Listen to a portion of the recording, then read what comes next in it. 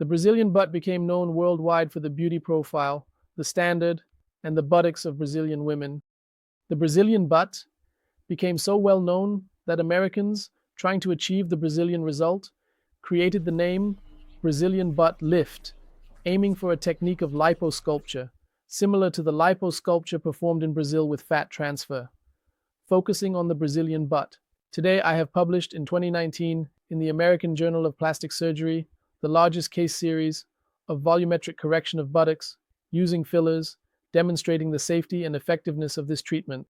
Not only safety and effectiveness, but also in comparison with other existing techniques such as buttock implants and liposculpture. These three techniques, fillers, buttock implants, and liposculpture, are the main techniques for volumetric correction available.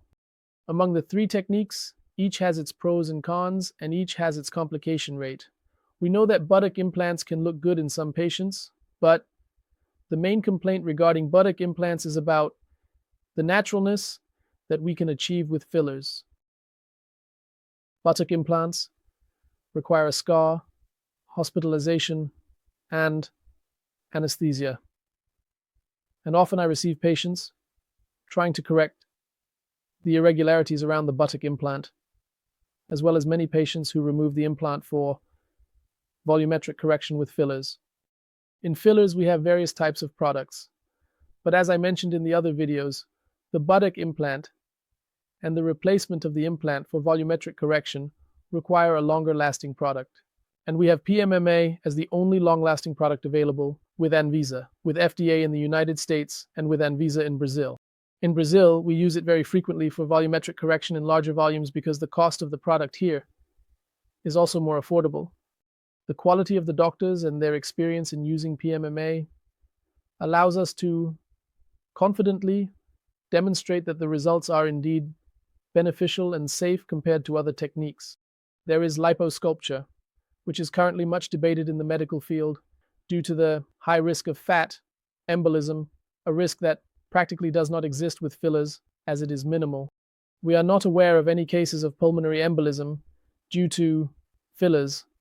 In contrast, monthly and weekly, we hear about patients who underwent liposuction or liposculpture and experienced this type of complication that required treatment.